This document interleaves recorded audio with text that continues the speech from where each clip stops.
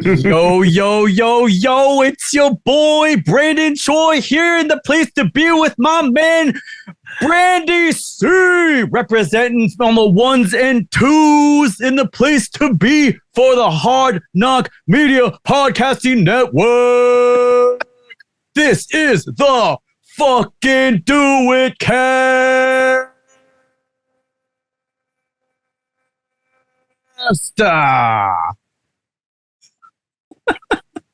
I love that we just made a reference to someone who neither of us have ever met. Yeah.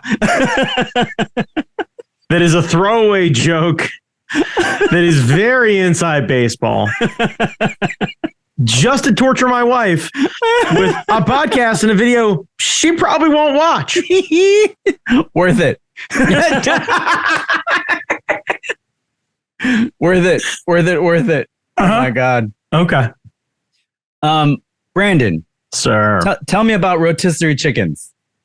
It's delicious. It's nutritious. Usually it's reasonably priced. You can find it at many major retail grocery stores, as well as retailers such as, in certain cases, Target, most cases, Walmart, Costco, what have you. Apparently some dude in Philadelphia for 40 days ate one chicken a day.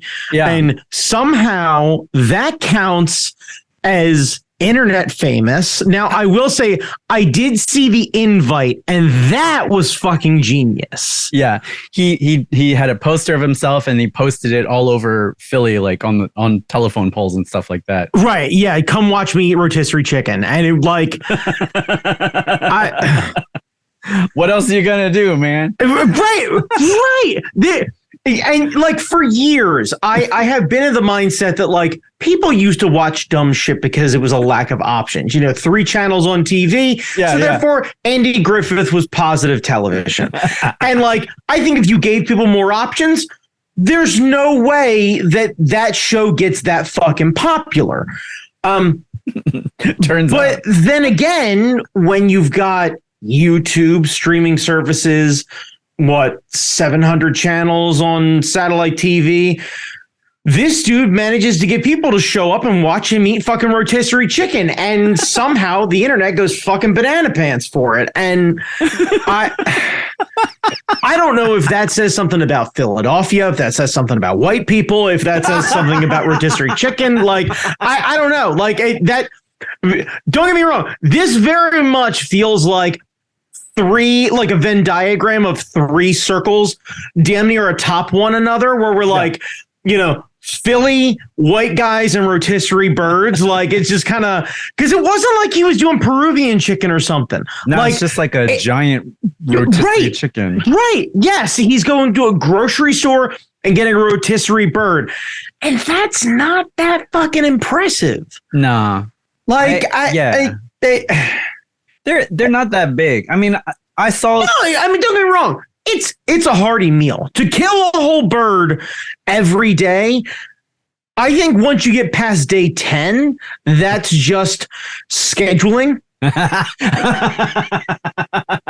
Because, like, dude, once you know how to break down a rotisserie bird, yeah. Like, you can absolutely debone that thing into pound and a half, maybe 2 pounds, depending on the size of the bird, of like solid meat, and you could tear that up pretty quick. I didn't do any more research into it, because like I was wondering like what the big deal was.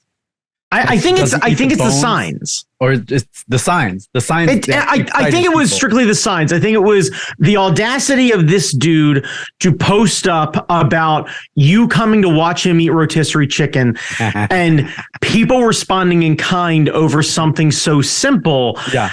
And like, I think it speaks to our baser natures of like, yeah, this is weird enough. I'm in. Yeah, like, I'm in. That. Right. Like, but this reminds us of, as someone who fucking watches way too much Swamp People, I'll watch some dumb shit. Yeah. Right. Like Forged in Fire. Dumb shit. Yes. Like, dumb entertaining, but dumb shit. And like, we can both acknowledge that. That's okay. That's no slight on anyone who's competed, anyone who's a cast member, anyone who has gone gator hunting. Like, it's not a dig at anyone. It is just like, you are not entertainers by trade. Right. You are entertaining people. Yeah. Yeah.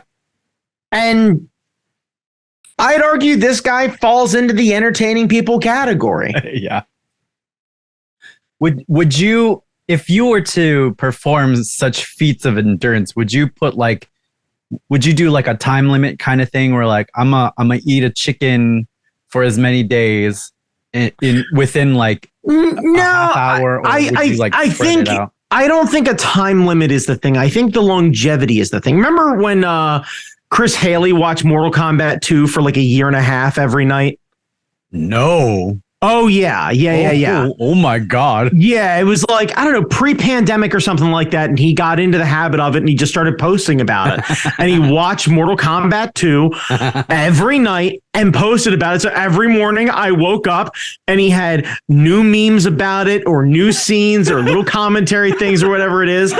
And it didn't get, to my understanding, internet famous, but it was fucking like it was a curiosity to me of someone like sticking with that sort of discipline. Now, yeah, how many nights did you do that? I think like 400. Oh, yo.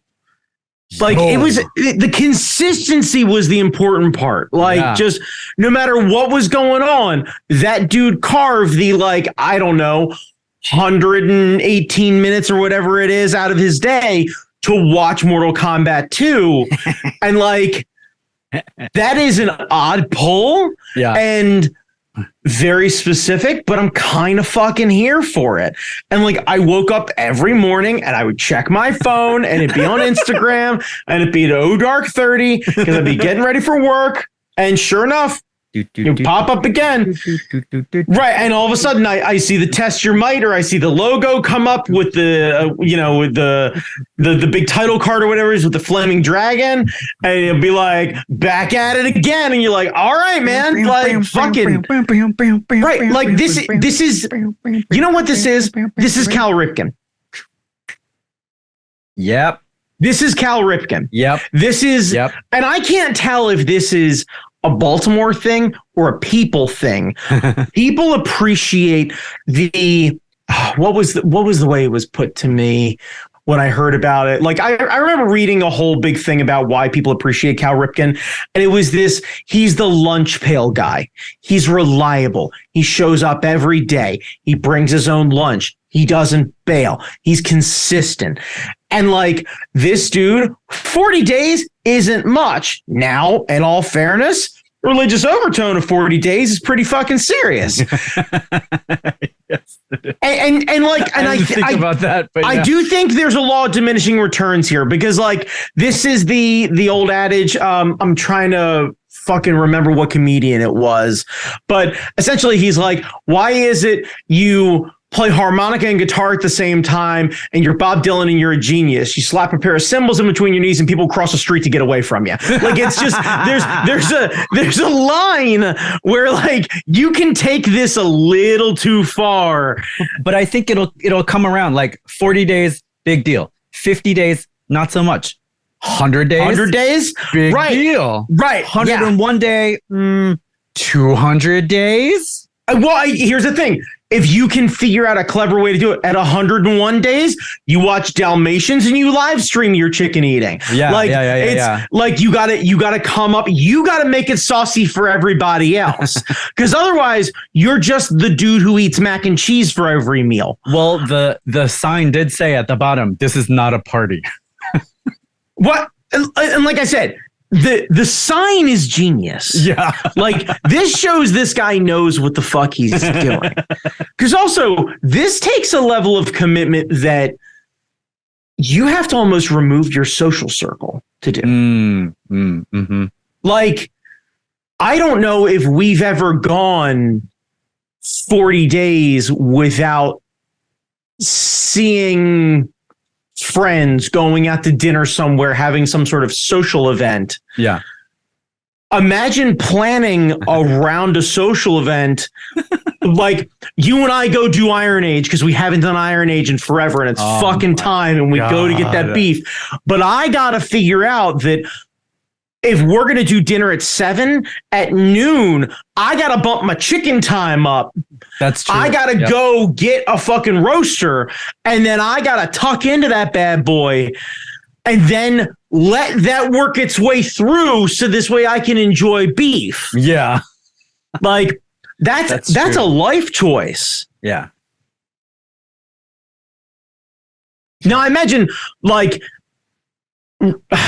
former WWE superstar Ryback is not impressed with this dude's one chicken a day thing. Like if you're a power lifter, like honestly, there are probably strongmen who accidentally have demolished this fucking record. Like just inadvertently, just absolutely fucking destroyed this record. Like guaranteed, there is some dude with like 25-inch biceps who's going 40 days. What is this, fucking amateur hour? But then they need to record it for us. So we need to witness these feats of eating. But a dude with a neck that looks like most people's thighs doesn't seem all that impressive to kill a chicken every night. Like it's a relative thing. That's true. If the Mountain killed a rotisserie chicken a day, you'd be like, well, yeah, guy needs a snack. Yeah. Like it makes sense. Yeah. That's a appetizer. Right. It's relative to the size of the guy. Yeah. Yeah, I think, and the dude who was eating it was kind of yoked. It's not like a small. Well, yeah, I mean, well, look, you taking that much protein, that's bound to happen. Like that I get.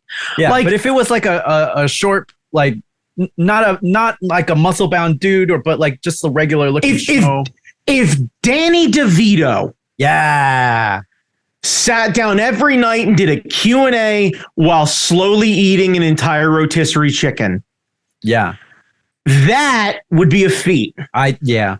Because he'd saunter down into his little lounge chair or whatever it is, have his TV tray in front of him, his MacBook in front of him, and go, hello, and then start slowly pulling drumsticks off and then reading questions out of the fucking Twitch stream and spend an hour every night talking about It's Always Sunny or Matilda or something like that, and then go, well, this has been Chicken Time with Danny D. I'll see you guys tomorrow. And then hit the button and fucking wander off into the kitchen. And you'd be like, is Danny okay? Like, it's a lot of protein, but like chicken's lean meat, rotisserie's clean eaten. Like, I don't know. Now, by the way, I don't know how you destroy a dry bird every night. Yeah. Like, I feel like you need a little bit of sauce. You need to like, and this is the thing. It would seem less impressive if he pulled all the meat off of one of those birds, chopped it up and made himself some chicken salad and ate a tub of chicken salad. Right. Yeah. It would seem impressive in a different way, a sadder way. Sitting down, ripping meat from the bone reaches that kind of animal part of our brain. It kind of reminds you of like fucking cowboy. Get after that shit. Go ahead. Right. Oh man. How you don't get a sponsorship from Sweet Baby Ray's on that, by the way, I have no fucking idea, because that'd be the first thing I'd be doing. The Purdue reached out to him on Twitter. They were like, of course, right. I don't need a bird. And he said no. Right. But they wanted to sponsor him. But right, of course they did. But I wouldn't want to be sponsored by Purdue either. Now, a sauce company, to be a sauce boss would be where it's at. Sauce boss. God. Like, I went 40 days with a dry bird until today. Yeah, I'm going to do 100 more. Right. Oh man. Fucking Japanese barbecue sauce. God, that shit's good. Now I'm fucking hungry. Well, that's what happens when we talk about 40 rotisserie chickens, Jamie. Like I told you, fucking a rotisserie chicken a day is a goddamn diet for me. Honestly, that's on diet for me.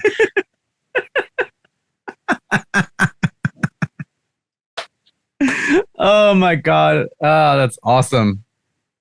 I can't believe we just talked for 20 minutes about I can, because honestly, like that dude managed to turn the internet upside down for $6 a day. That's true. That's true. Like reasonably.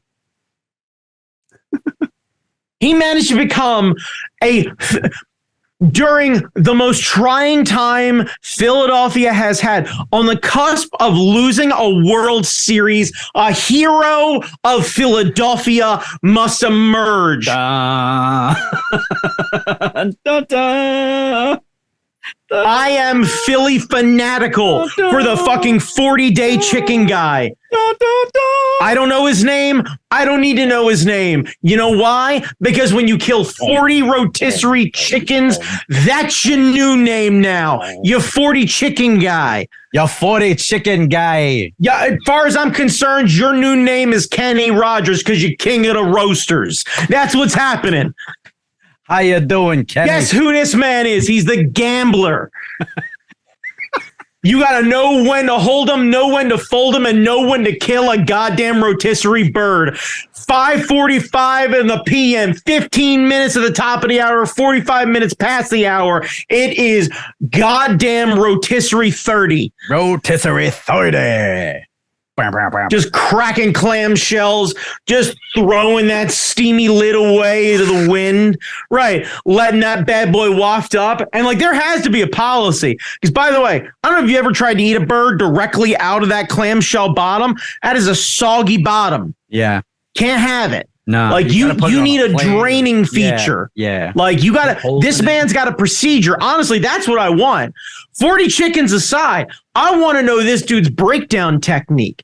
Did he sit and watch a Gordon Ramsay video on how to break down a bird? Is he spatchcocking these motherfuckers once they're out there? Like, what's going on? Is there a double braising going on? Does he butter the breast? Like, is there a sauce boss? What's going on? I have chicken related questions. I have chicken Q's. I need chicken A's. Welcome to the Rotisserie Podcast, sponsored by Sauce Boss. Press your face up against the glass like it's a Costco. Your favorite bird's going to come around once again. We're coming to you live from the Sauce Boss. From Sauce Boss Arena, which is like a parking lot, like the side of apartment building. Hard Knock Media, N.O. Sauce. Goddamn right. We put the nos in sauce. Nerds of sauce. Oh my God. So the Brandon Choi thing, which we opened tonight's show with, is a reference. So Brandon and I encountered each other at a wedding this past weekend. We did. Which is unusual because, like, we did not plan for this to happen. We did not know. It's one of those things where, like, one of your homies gets married, but you're not sure which of your other homies.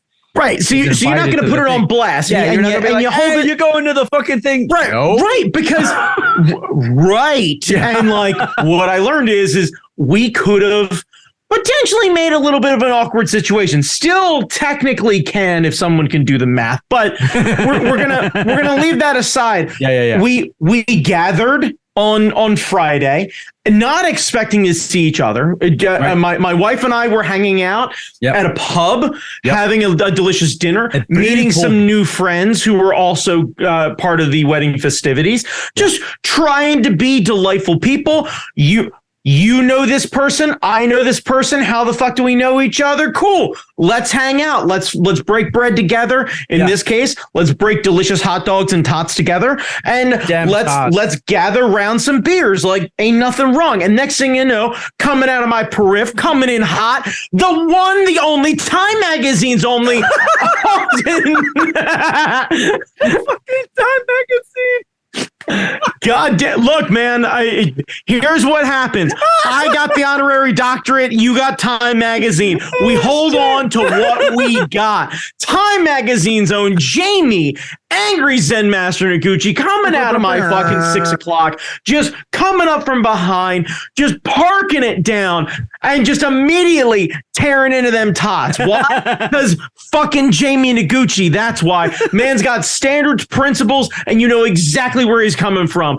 He sat down. I was like, well, goodbye, soldiers. I'm going to go get myself another beer and a refill. Like, I didn't know that there was going to be food, so I had dinner beforehand. And if I didn't have dinner beforehand, I would not have disgraced myself with the loaded tots afterwards. You were good. I wasn't sure what was going to happen, but I was like, no, we're going to be in this area around this time. I assume if it's a pub, it's going to have grub. And worst case scenario, pub and grub. We were going to check out everything, see who was there. And if the menu sucked, we were going to pop down the street to the Mexican joint that looked real good on the way there from the hotel. Yeah, it did. Yeah. And just like dig into some chimichangas and then double back. Like I'm super good with, I was calling the audible on the fly. Like wife and I are walking by and I was like, if the menu here sucks, I am fucking heading for the border. And she's like, okay. I was eyeballing the sushi place. Like right.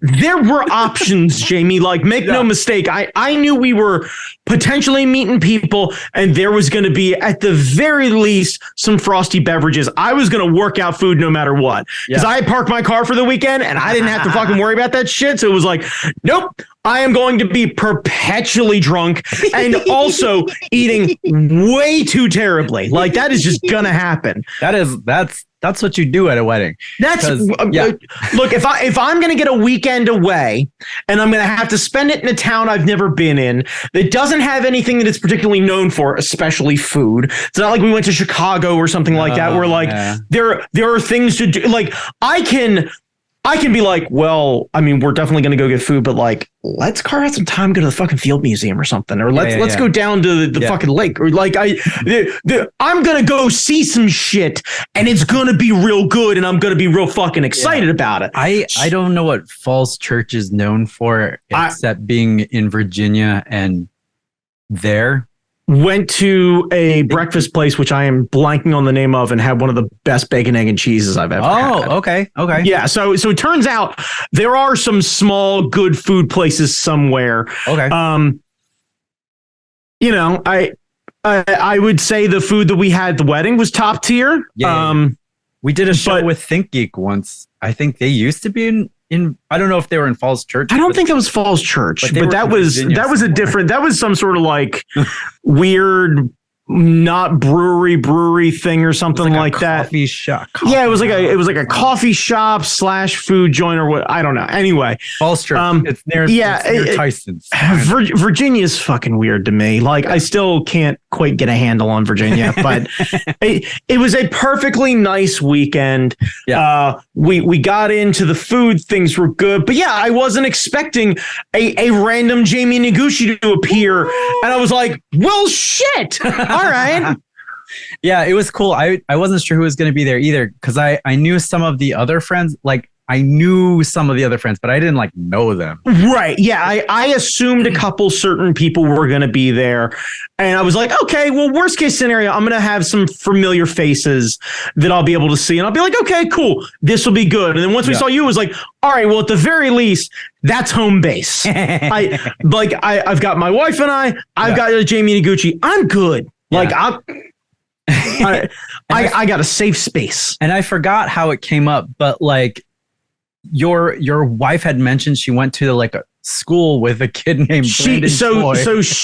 So my wife went to school with one of the groom's cousins. Oh, okay. And I forget how we got on the topic of this, but somehow a dude who used to do the announcements would do this like really like what I kind of gathered is corny but lovable kind of like kind of character. Is real. Right. And like I get a real like LMFAO, but like an innocent LMFAO vibe out of that. Like Party Rock is very much playing in the background, but he's not interested in just fucking anything that moves.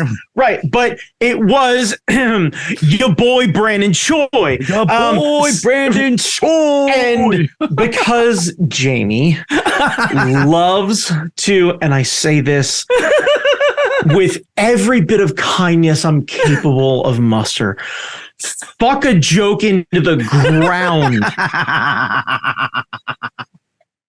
Like just turning it into a safe space for an ostrich. Just putting a fucking crater in the Earth's crust with a joke. It's too good. It's too good. Just absolutely drill. He heard this and just latched on, and I watched my wife turn many shades of red. At one point, you asked if she had a crush on him, and she said, "Fuck you," and then walked inside to order something. Well, yes, So see, now this is going to be the interesting question of, do I put my wife on blast? So I think you can do the math of how this works. Of the gentlemen who operate in her world, who she is not currently married to, that she's got a real sweet spot for, if you get my drift. So it's like, and I think you can see the through line in which those gentlemen tend to fall. Right. It was so funny. It was so fucking funny. It has become one of my favorite things to give her a hard time about. Because also same. Like, I get it. I can't argue with it at all. It's funny because like I knew Asian people like that growing up, but they didn't go to my school. Like, right. Yeah. You and I talked about this. Like, I remember going to school with a couple dudes who were like that, who were Asian. Like, I don't know if it was like I still can't figure it out. Is it like a defense mechanism? Is it like just a comfortable space where like one dude sees another dude act like that, and it's like, well, fuck it, I can get away with that. And immediately, like, they were some of the most charismatic and likable people in school, and they seem to kind of almost like surf the wave of ridicule that might come with someone who was Asian in a school that was not even, I don't know, 5% Asian. Of like, they were so kind of chill and like, yo, and so lovable that no one else really made their ethnicity a point at all. It was never a conversation piece. Yeah, it does feel kind of like a slight. It's almost like a survival technique, like in a social. Yeah, right. Yeah, it's a defense mechanism, or like a security blanket, like a social security blanket of like, oh yeah, no, you're the like super chill, charismatic Asian guy, and immediately everybody's like, well, that guy's cool, like, because like white guys don't want to be called out as racist. If you're actually cool, near as I can tell, everyone else gravitates towards. So like, you've covered kind of all of the check boxes of not catching shit. Yeah. It's also a little bit of appropriation, like Asian people appropriating Black culture. And I don't get to make that call, but I can understand where that thought process is. That is a longer discussion, but like the Aquafina phenomenon is like that's a thing. That's a thing. I don't think we're set up for that type of discussion. No, right now, but I definitely am not. Like, I can sit quietly in the corner and go, and just I can politely nod, and that's about it. Like, and even then, I feel unsure about even the nodding. Like, it just I don't know what I should agree to. But it was interesting. I did not know this, and I needed to needle. I don't know why. I was just like, this has to be. This is something I never knew, and I need to lean into this. You also have just absolutely the best time giving my wife a hard time. Like, just as a general, like, art fight related pastime. Yeah. My wife is really great about getting kind of lovingly picked on. She gets ribbed a lot by kind of everybody in the group. Yeah. And God love her for taking a joke so well, because like she so rarely gets upset about that stuff. Yeah. And like she's got so much thicker skin than she lets on about, because like I imagine Red Aaron is this way as well, where like you can kind of poke at her and she's just like, would you stop? Yeah. And it's like fucking adorable. Like just the best. Yeah. By contrast, when she's on the wall, like at the gym, we don't really tease her. We're just like, that's a different environment, because off the wall, that is a bunch of equals all ribbing each other about whatever it is. On the wall, you all want to see each other succeed. Yeah. Different environment. And stay safe and not injure yourself. Right. Yeah. Yeah. Because we've had those. Like, I get it. Like I think I'm one of the few people who would rib at the wall because of kind of my antagonistic nature. Yeah. It's done with a bit of love of like, you son of a bitch. Yeah. How the hell did you reach it? Like it always felt like it. That's how I do it with Dan. Right. Yes. Right. Yeah. Like, yes. Good for you. You can reach the thing that the rest of us can't. Tall motherfucker. You're so good at the wall. Like, yeah. Stretch Armstrong looking motherfucker. So dinner was great. I had to go home because you stayed there. I did not, because we were splitting places to go. Like Audrey had a birthday party to do the next day. So we had to figure out like where Hazel was going. So it was like jumping a bunch of different places. Things happen. Yeah. Saturday, day of the wedding, I'm like, I've got a suit. I was in a wedding once. I had a suit there. Tailored. It should fit. Turns out things have changed. Things have changed. Sadness has occurred. When sadness occurs, it's weird. So two things didn't fit. The pants did not fit. So I had to wear the pants that I always wear, like the Jeff Hardy ink splash. Right. Yeah. Paint pants. But then the jacket didn't fit. And the jacket didn't fit because I've been working out a lot more. And so like the shoulders are bigger. Swole Patrol, man. And like, I mean, it is a flex, but it's also kind of like, this part I didn't expect. Like I kind of expected the pants not to fit because I've right. But like when you go to lift the thing up and you're like, oh, okay, this is where me buying a jacket is such a fucking hard thing for me to do. Yeah. Because when I went to go try, so I bought a suit specifically for this because I hadn't had a new suit in a bit. See, that's a smart thing. I should have done that. I don't trust that I ever fit into anything. I will do a quick like research of the closet. And it was like, well, I have one from when I was much heavier, which I was swimming in. I was like, well, that makes me feel pretty good. Yeah. And then I had one from when I was at my leanest that I definitely was like fucking Tommy boying that shit. And I was like, well, that makes me feel terrible. No, it was like I got my arms up in the air and then couldn't get them out. And then I had to do the like shimmy and shake to get the thing off. Yeah. Yeah. So like... It's never a good sign when you have to grab onto like a door frame with one hand to pull the jacket loose because you're too embarrassed to call your wife upstairs because you managed to fucking finger trap yourself into a suit jacket. Yeah. I was not going to make that call. I couldn't bring myself to do it. Like she checked on me. She's like, you all right? I was like, yeah, I'm good. Meanwhile, I'm fucking dancing around like a moron trying to get my fucking suit jacket off.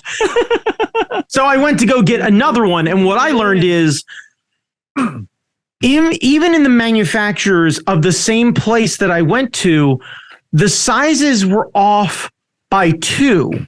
Ooh. So I managed to fit into a 48 of one and a 52 of the other. Yes. And it's like, yes, you can't do that. Because how the fuck am I supposed to consistently go buy? Like, I couldn't buy a jacket online. No. What am I supposed to trust? That I'm about a 50? That's how they get you to come in. Right. Well, and that was the whole thing. So like a kid in fucking ninth grade, I went to Penny's and fucking went and got myself what I thought was not a bad suit. Like, it was a clean black suit. You look great. It didn't feel like it was hanging off me. It looked pretty clean. Like, clean. It fit. Everything fit. Right. Ass. Yeah. I also picked the shirt up there, made sure to match the wife's dress with the shirt. Like, she had a bunch of flowers on the dress, made sure that the socks, even though you didn't see them, and the watch and the ring all matched. They were all in orange to match with the flowers on the dress and match her hair. And I was like, all right, cool. I feel coordinated. I don't feel underdressed. Like, even though I didn't go with the tie, I didn't feel like I was phoning it in at all. I was like, okay, yeah. I feel like I looked pretty good. I looked sharp. Right. Yeah. I looked appropriate and sharp, and was like, okay, cool. I feel good about this, but I understand the idea of like, you can't fucking trust those clothes. I should have the week before, I should have been like, can I fit in this anymore? Can I fit in this anymore? 1 month. 1 month? Yeah. 1 month is always the rule, because that gives you an idea of, do I buckle down and not spend the money? Or are we so far past the point that I need to find a couple different places to go buy something? Yeah. Yeah. This is where my brain work comes in, buddy. Like, this is the planner in me. I literally, right. I had it in the to-do book of like, it was like a month and a half out, and it was like, go buy a suit. And then like a week afterward, it was go buy the shirt, because I checked the sizes of the shirts while I went to go buy the suit. Couldn't find what I wanted in house, but managed to order it online. Sorry. And managed to get everything in. I was like, okay, cool. This fits good. Things are good. Things feel comfortable. All right. This is nice. So like, yeah, I get this. Yeah, that's a good idea. I don't have any real clothes. I don't know if you noticed this, but I bought this strictly for this. I understand. Like, I go into an office every day, but also like I'm a warehouse manager. So like my definition of dressed, like jeans and a butt and something with a collar, is kind of the sum total of where my responsibilities lie. Way more than me, man. Right. And I get that. This is sliding scale. Like, yeah. I got jury duty on Thursdays, and I'm like, I ain't got no real clothes. Fuck. Jury. Who says you got to dress up for jury duty? Let's see. It says proper attire is required. No uniforms, shorts, t-shirts with logos, athletic wear, or tank tops.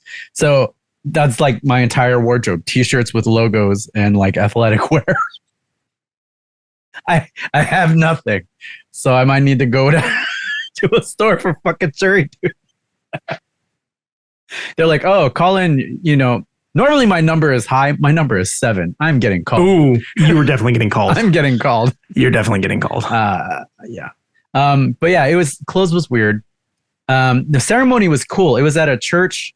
You walk in and there was like the Jesus on the roof. It was like a circle dome. Yeah, like a weird synthwave Christ. Yeah, and then the frescoes depicted the various stages of like the birth and the walking and the right, and Christ wrestling with people, and there's something about pigs. Like somebody was possessed by demons. All of the animals look very angry. Yeah, the paintings were amazing. Like you walk in, that's how they make a church. They make it nice and big, so you feel like a small little shit. So that when the priest tells you stuff about God, you believe it, because all of these things are just impressive and like pushing down on you. I love how many people that I heard when they walked in that room went, Jesus Christ. The second they looked up, it was like, well, yeah, that's what happens. That's like, how they get you. By the way, I think you owe someone an apology because you just blasphemed into fucking church. But whatever, that's fine. I went, oh motherfucker.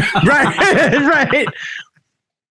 Yeah, all I did was I walked in and immediately went full Owen Wilson. I was just like, wow. Wow. And from the outside, it didn't look. It doesn't look that fucking impressive. Yeah, it looks like a. Oh, you know what I think it is? I think they went down. So this way it doesn't come super high up. Yeah. And it keeps the place nice and cool, because once you get out of the majority of the building underground, everything else is easy. Yeah. But the ceremony was cool. It was a religious ceremony. I'm not a fan of those, but I think it was beautifully done. Yes, it was well done and very ornate and a different experience than what I am used to.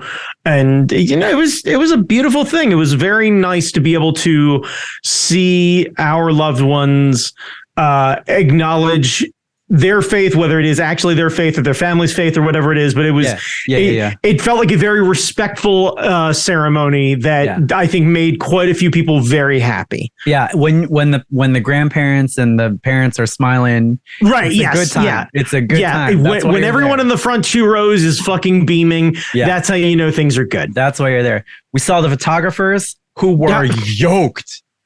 Oh my God. Speaking of people my wife has a crush on, goodness. Yes. Yes. They had 2 photographers for the ceremony. Yes. One was like, sun's out, guns out. He was rocking a button-up shirt with like cut off sleeves and the bandolier style things.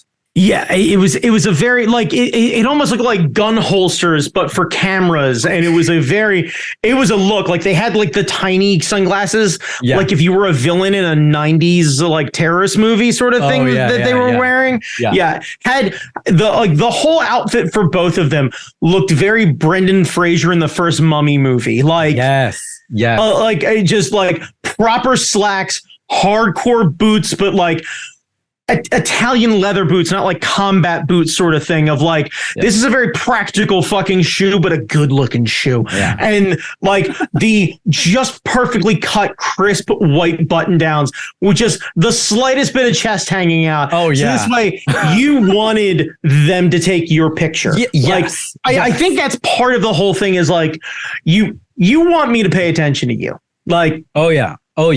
You definitely wanted these 2 motherfuckers to look at you because you are eyeballing a camera because if you didn't want to fuck either one of these people, I want to check your pulse. Yeah. There's a wellness check that I think we should do.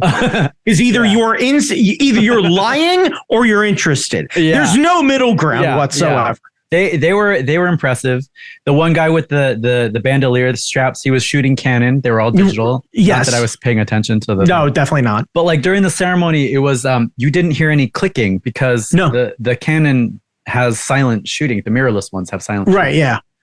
And then the other guy was he had the hip things, the hip clips. Yes. Yeah. And he was shooting Sony, so that's it. He also had two cameras on each side. They both came strapped, ready to play. Yeah, but he had delightful hair because he had like a weird pompadour thing going on.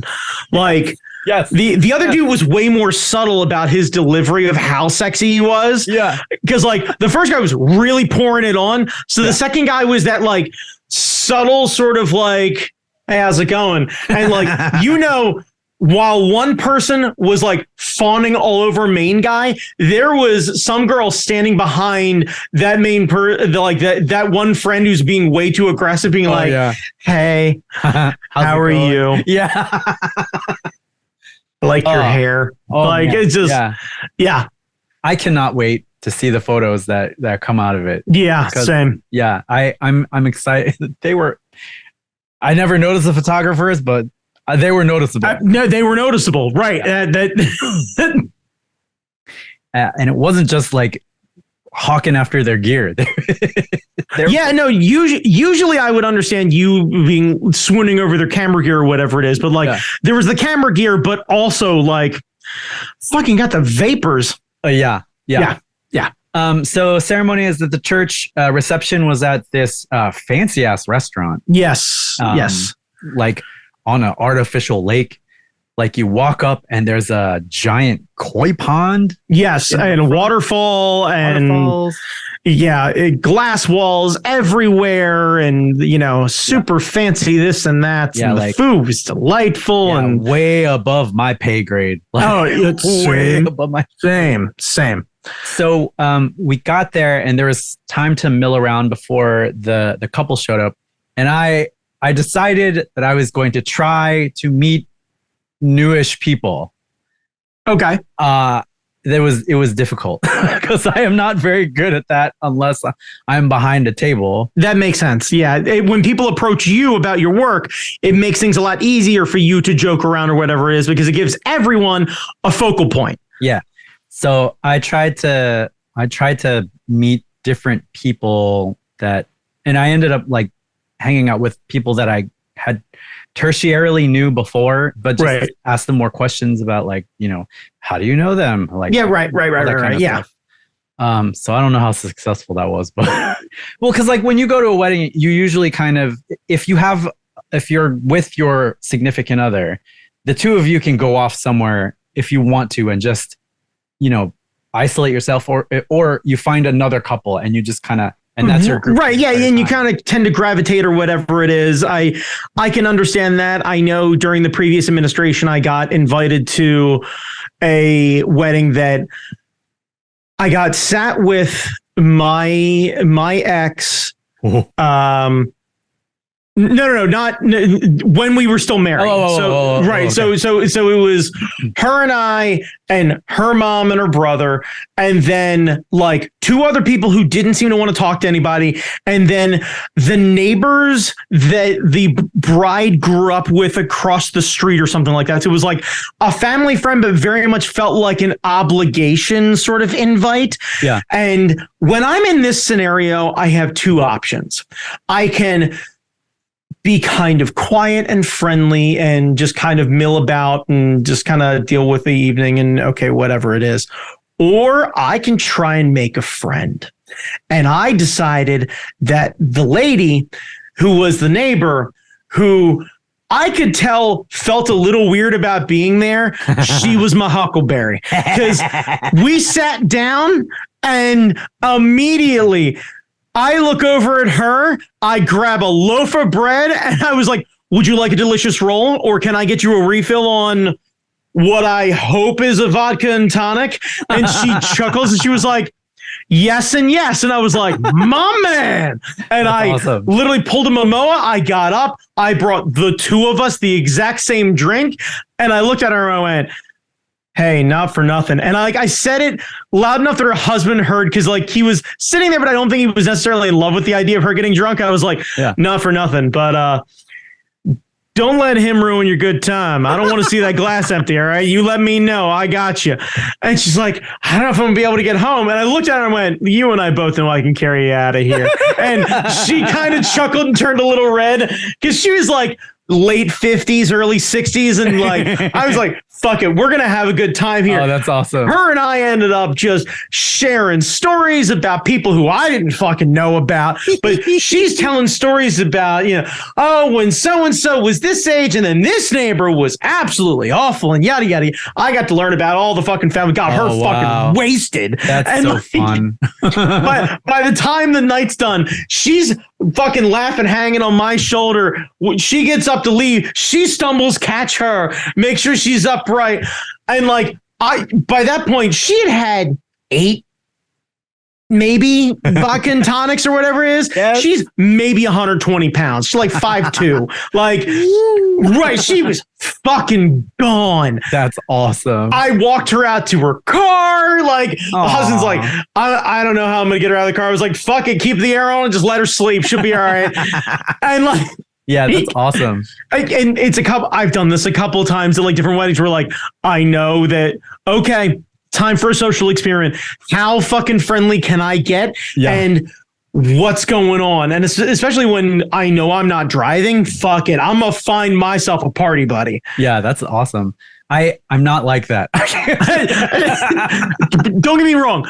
The vodka and tonics definitely help soften the blow, because usually you can make a friend by getting someone else a refill. Like at the very least, you can create cordial conversation and someone else will pick you out. Because if you're slightly louder than everybody else, but you're friendly and inviting, I can do the like, you know, I kill a beverage, look at somebody else and go, you're falling behind, and then watch them kill it too, and then stand up and look around and go, who wants a refill? Yeah. Huh? Awesome.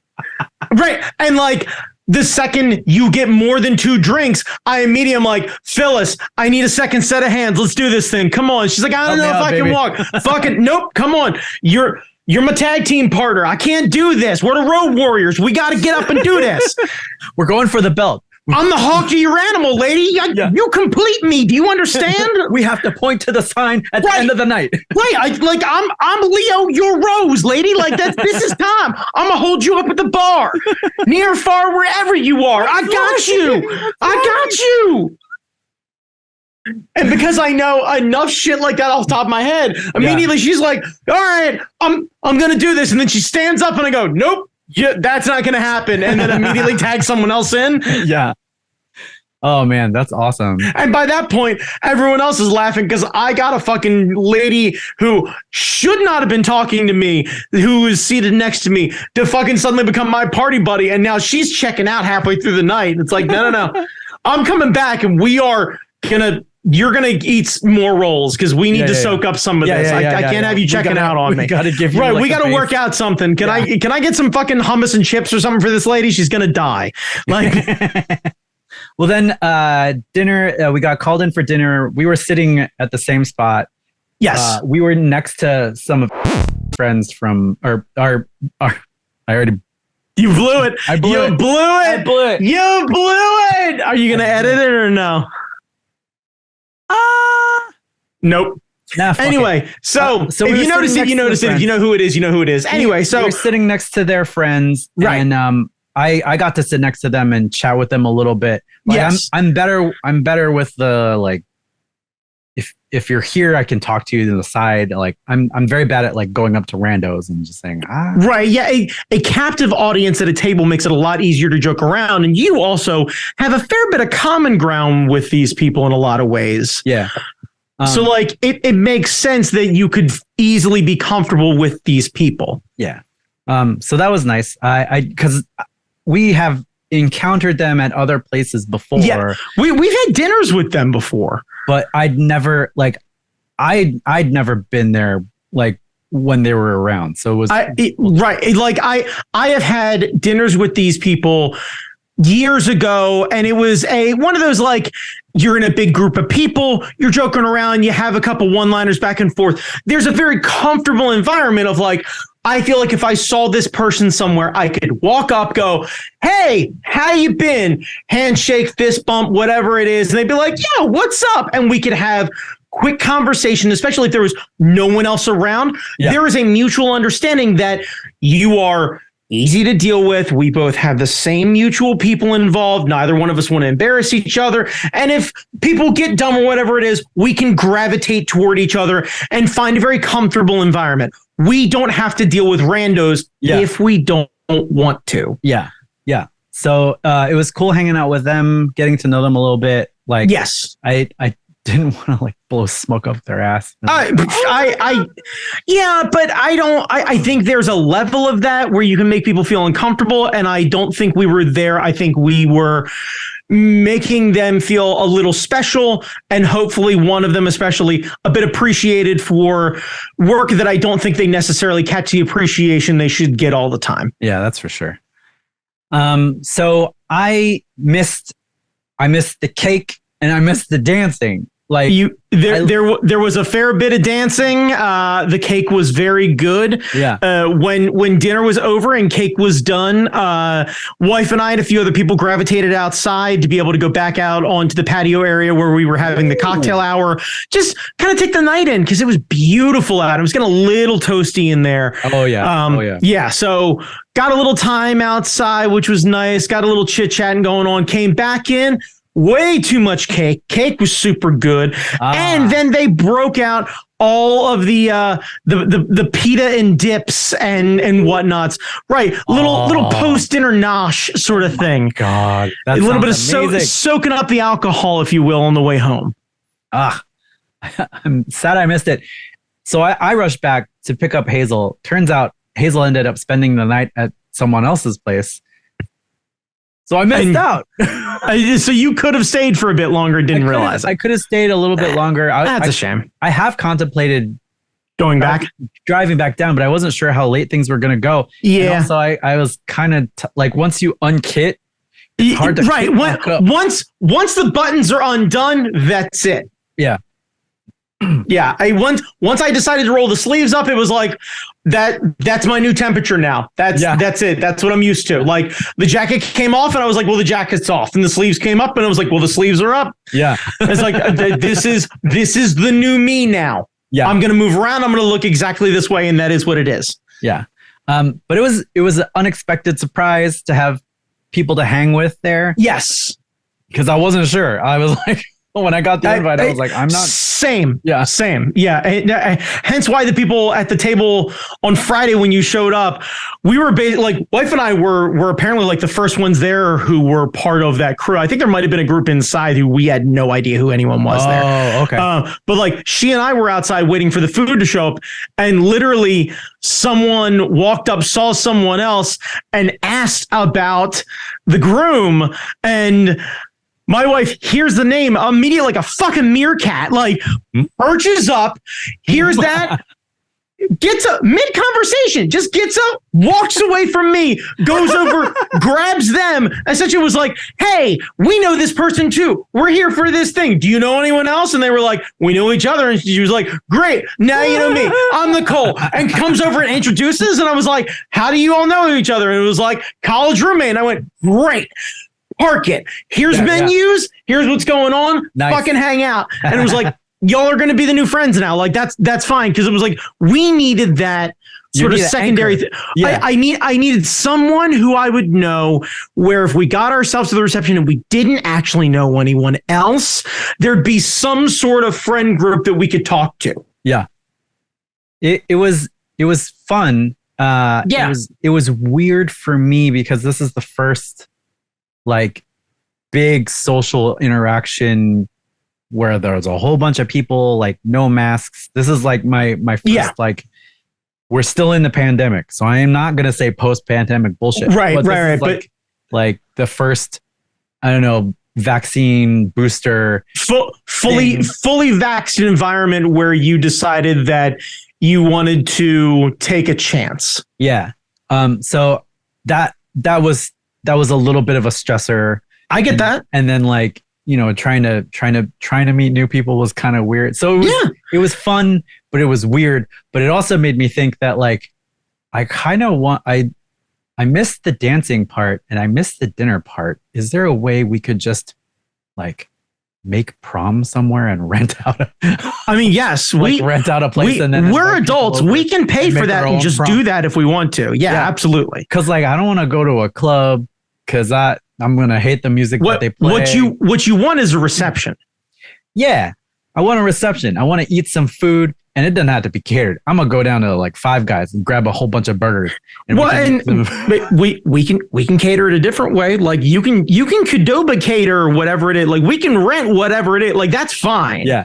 But like get a DJ, get a dance floor going, you know? Yeah. Now I get you. To dress up. But I was like, we're old and we own shit. We can set up a dance. We can totally do this. Yes. There's nothing stopping us from doing this. Yeah. Like, why aren't we setting up our own dances? Because it's a very costly experience. Weddings are expensive, my dude. Weddings are expensive, but I think a dance doesn't have to be. I think a dance is going to be much more expensive than you think. The dance is a big part of the cost. Renting that facility, that's an expensive thing. The food, also expensive. Booze, real expensive. What about like a high school gym? People don't, well, then there goes your booze and your decent food. But yeah, like, and also a high school gym suddenly feels way less cool. The environment definitely matters. Yeah, that place was gorgeous. Right. And that's the thing is everyone got fancy. Like, that's the thing with a wedding. Everyone gets a little fancy. Everyone feels like, my wife and I, our reception thing, that was designed to be a meal and a fun hangout. It was not designed to be a wedding reception. Yeah. There was no dance floor because that was not the intended sort of thought process. That's why it was like, hey, we love all of you and thank you all for being here. Now, if you want to come back and hang out, come back and hang out. It was like, okay, immediately it was like, we're going to take all of the pressure off of this. Yeah. And we're going to have a hangout and no one should feel worried about being too dressed up, or dancing or anything else like that. It's like, I want friends to be together and having a good time in a very comfortable environment. A reception means you got dressed up. Oh, yeah. You've got a bit of booze in you. Yep. You've got fancy food. Most likely someone's covering everything else. You are there to have a good time and have a good time while other people have a good time. So the social contract comes in where it's like, well, I mean, if you're going to hire a DJ and there's going to be a dance floor, like, I may as well dance. Yeah. Right.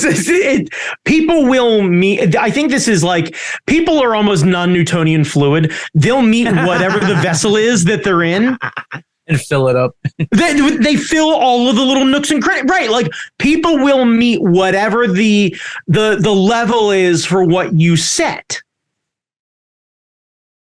Yeah. So if you set that environment of this happening, there's going to be a certain number of people who will get involved. And if you put enough of those people in the room, the lion's share of everyone else will fall in line and continue. You'll still get outliers around the sides. Oh, sure. But the lion's share of everybody would be like, fuck it. It's a wedding. Let's go. Let's go have a good time. You know what we should do? So the Nerds of Color 10th anniversary, or I'm sorry, Nerds of Color 20th anniversary. 50th anniversary is coming. The 25-year Silver Jamboree, Nerds of Color. The 80th anniversary of the Nerds of Color. The 200 years young. The Nerds of Color bicentennial celebration. The centennial. The millennium. 100 years young. The centennial celebration of the Nerds of Color podcast. Originally released on Wax Cylinder. Now available via your audio podcast delivery method of choice. Stitcher, Apple Podcasts, Amazon, and the like. Also still available on Wax Cylinder. So our man Keith helped put together a convention in a week. I am sure friend Keith can figure out how to set up a reception. Are we talking about like a Nerds of Color prom? Yeah, like a Nerds of Color prom. That feels like that should be part of a con, right? Yeah, like should that not be the Saturday night festivities for a con? Yeah, is a like come as you are, like, I guess 80s, 90s dance party, 90s dance party. Where it's like it's prom-ish. Yeah. So like there are snacks, but not a real meal. Like a 90s night. I feel like Keith has the ability to set that up. A 90s prom would be real good. Honestly, just to do that playlist alone. Oh God, yes. Oh, that would be amazing. Because honestly, like hell yeah. Right. Like, man. There needs to be more random proms because, like, I don't want to go to a club. The club is too many fuckers, too many people. Club's so nasty. Like, it starts to miss. Club is a money-making venue. Yeah. If you go into this scenario as a one night only, no one is interested in actually getting paid. We know this is a money-losing venture. Yeah. Then it becomes a special event. Yeah. Like, I love me a wedding reception dance. So we need to set these up. So we need to do these more often. just a nerd prom sort of thing, like a nerd prom or something. Yeah. Like, so at San Diego Comic-Con, there is actually a nerd prom. Like one of the nights they have a thing where you dress up and you can hang out and dance with cosplayers. The one year I was hanging out with Dustin Wynn, name drop. But I saw him like break dancing and like out dancing some other cartoonists who were trying to break dance and didn't know what the fuck they were doing. It's amazing. But nerd prom. Yeah. Basically, I want a nerd prom. Not like the weird anime rave thing that we've encountered before. I mean, those are fun, but in a different way. Yeah. I mean, you cannot deny the joy of shirtless Santa Claus with a lightsaber. With the knockoff lightsaber and the whistle and the pacifier and just fucking leading that conga line. Yeah, you cannot deny that. That is special. That is an image that is burned into my brain. That if I close my eyes right now, I can see it. Just boom, there it is. I can see his belly button. Yeah, like it just, so I can't, right? Because it sat so high. Like it just. But yeah, like a prom like that, or like, yeah, I mean, all of these functions. Like my brother, when I visited him at PAX one year, Destiny 2 had just come out. They had a big party at one of the venues there. They had a dance floor, like dinner and a dance. I was like, this is cool. Why don't we do this more often? So again, because people want to make money, and that is not a money-making venture. Like what you're saying is we need to figure out a way to make a bunch of money, so this way we can throw money at having receptions. This is how Jamie's going to burn through his fuck you money fortune, is throwing just nerd proms across the country. I don't like dance clubs. I'm going to rent a venue. I'm going to rent my own venue. Yeah. Oh god. Or like, we'll go to the auto bar on the off hours. We'll have like a noon party or something. No, that doesn't sound fun. No. If I'm gonna get tetanus, it can't be daytime. Like just at least I can't get tetanus from the auto bar. Like if I'm gonna get tetanus, it's gonna be in a field and I'm gonna earn it the hard way. Like, I don't know. We have a fucking do it nerd prom. We just fucking do it. That's funny. I don't see a reason why we can't, other than financial. The financial, yeah. I was like, do we know anyone who belongs to a country club who can like reserve a room? Well, I mean, we could spend, I don't know, 2 G's or something like that and rent like a big VFW hall and be able to do that. Like it's doable. Yeah. Reasonably though, to do this right and proper, I think it's a minimum of $5,000 effort. Oof. I don't have that money. And the same, I don't have that kind of money to throw at a dumb joke. Like God damn it. God damn it. We need to start gigging. I don't think you realize how little we're gonna make. Oh yeah. But we might be able to connect with venues who will let us host a party. And that's a possibility. Yeah. Like, if we are the ones who play the soundtrack, we might be able to pull this off. Yeah, I think it's a goal. I think it's a goal because it's fun. Like I always have fun at a dance. You might have fun do you have fun at a dance even if you don't dance? No. Oh, okay, never mind. Not really. No, it's not my thing. Like don't enjoy watching people be idiots. I'm fine with watching people be idiots. Like I don't enjoy weddings. Like it's not my thing. I can go, I can have a good time. I don't mind dressing up. I am happy to go for other people. I am happy to try and have as good of a time as I possibly can. But like, if you ask me, hey, what do you want to do? Going to a wedding is somewhere near at-home dentistry. Like I'm good.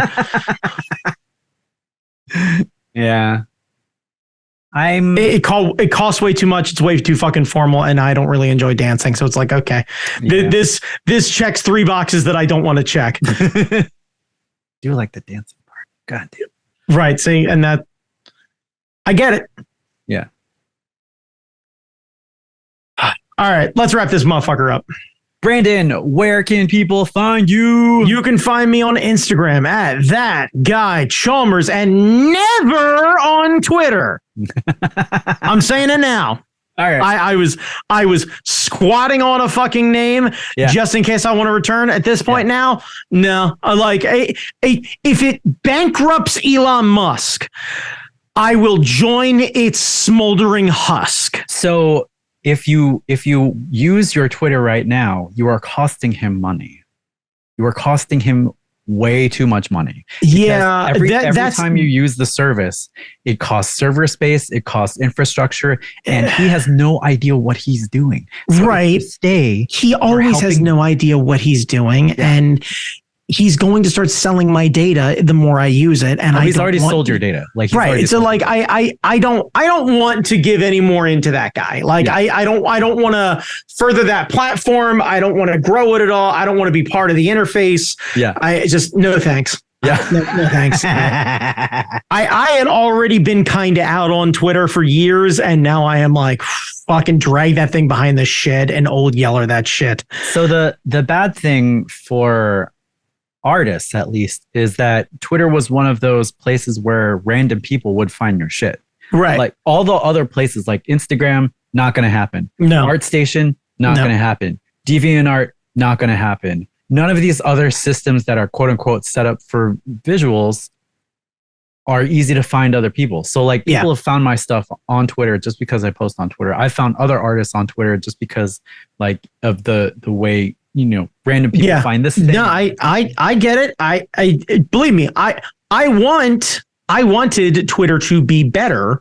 Yeah. In the similar vein of what Elon claimed that he wanted, but I don't trust that a billionaire that shouldn't exist is going to be the savior of this sort of thing. Check what it's like to drive a Tesla because they're fucking trash. Yeah. And let that guy who has made promises about the Tesla Cybertruck, which still isn't out, which is absolutely ridiculous, by the way. I don't know if you saw the whole thing about how if you try and use a third-party trailer hitch on it, the software will completely lock you out, so you don't actually have the ability to buy additional third-party things on it. And essentially, Elon's going to lock the car down. It's going to essentially become an iPhone. That's not a truck. That's not a truck then. That's not a truck, but this is what happens when you buy electric vehicles that don't have the right to repair and you don't know how they work because they're not just regular computers. They're sealed. They're sealed shut. And it's fine for this, but when it is your sole mode of transport, that's a fucking problem.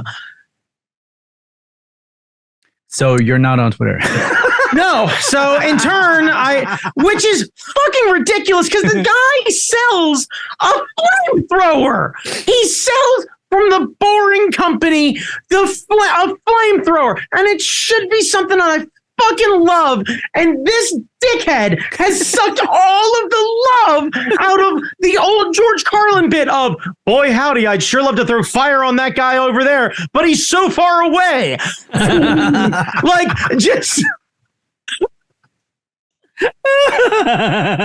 He's made one of my favorite Carlin bits soulless. And for that alone, you diamond mine trust fund cuck.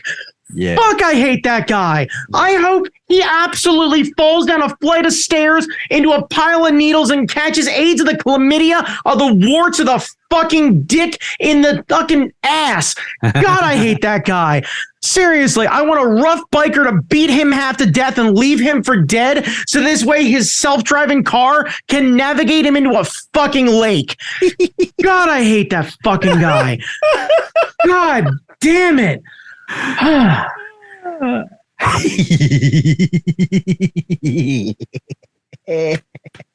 So anyway, on Instagram, add that guy Chalmers because Zuckerberg's so much better. Zuck can lick it. Oh I like the pictures. Like it's just, I like the pictures. I saw someone try the metaverse bullshit, and it's horrible. Of course it is horrible. Of course, no legs, but also it's horrible. Well, no, it has legs now, is my understanding, or they're working on legs. They don't. They're working on legs. That was a proof of concept. They don't have the legs yet. Hang on a second. Let's be clear here. I've managed to play Wii tennis, Wii bowling, Wii boxing, and I didn't need legs then, and I don't need legs now. I'm okay with a legless universe. I can be the Lieutenant Dan of fucking Reddit, wandering around the fucking message boards, just fucking legless, just like I'm that kid on the skateboard in that movie Kids, just scrolling by, I have no legs, and I'm super good with being that guy. I'm good with that life. It sucks. But you know what the metaverse is? It's the Sims that you don't get to really fuck with people. Yeah, but Also, The Sims is great because you can turn someone into a werewolf and lock them in a room with no doors. Like you can torture people, and it's a video game, and that's why it's fun. The second you put a video game into reality, I'm not escaping reality anymore. I'm just making it fucking lamer. Like, it's bad. Why I like Animal Crossing? Because I got a chance to buy a house from a raccoon, and when I don't want to do any responsibility, I can go chop wood and swim and fish, and I don't have to deal with anybody. Yeah, the metaverse is nobody wants this. It's fucking awful. Nobody wants this. No one wants it. No one wants it. Look, the only way that the metaverse is going to take off is porn, and the porn doesn't want this. They would have figured that out. They would have figured that out. They would have figured it out. Right, but I think Zuckerberg's too weird to let that happen. Then it's never going to happen. It's never going to happen. It needs trust in the VHS beta fucking argument where the porn goes, the rest of the technology goes. Yeah. We want to be lazy and fucked, and that is how this works in more sense than one. Like fucking metaverse. That's why remote controls work. That's why you don't want to know why the smartphone's so great, because I can watch porn on my phone. I don't have to get up anywhere. I don't have to use dial-up connection. I don't have to wait for fucking photos of 1996 Sunny to load from the WWE fucking photo shoot. Like, I don't have to deal with any of that. Right. Yeah. Right. Yeah. Now I can watch the sad video of her a couple years removed from when she should probably be comfortably doing porn. Look, there's an audience for everything, and good on her for being happy and comfortable enough about her body. But boy, howdy, it felt uncomfortable because it looked like she was very uncomfortable. And I don't think it was necessarily because of the girth of the gentleman. Like, it's just, I don't want to watch that now. Anyway, yeah, that's why the metaverse won't work. But anyway, you can find me on Instagram at that guy Chalmers.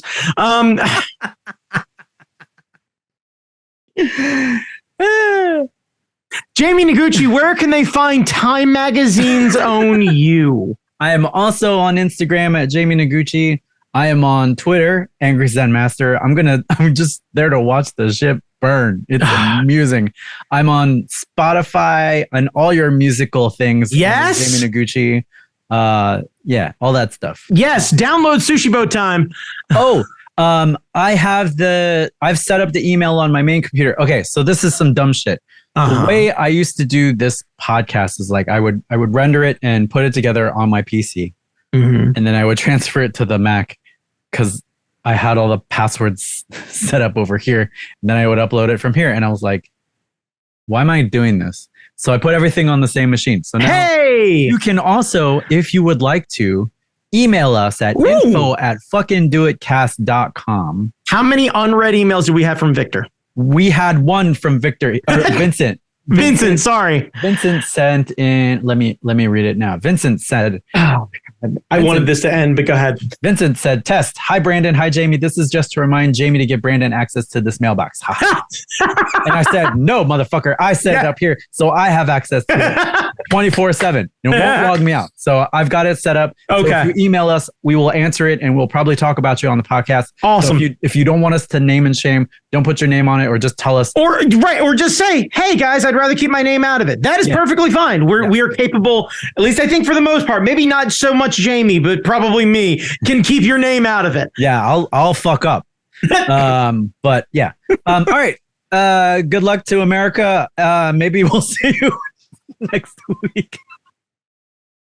Kids, treat yourself this week. It's going to be a fucking tough one. One way or the other, it's going to be a 3-ring circus. All right. Eat the burger. Yeah. Get the cookie. Yeah. Have the whiskey. Yeah. We're going to get through this together, but this week's about healing and giving in. So this way we can all make it to the other side. Yep. All right. Yep. Yeah. Don't be a hero. Okay. Yep. We're all going to get through this together. Be kind to each other. Don't be a hero. Yep. All right. Peace.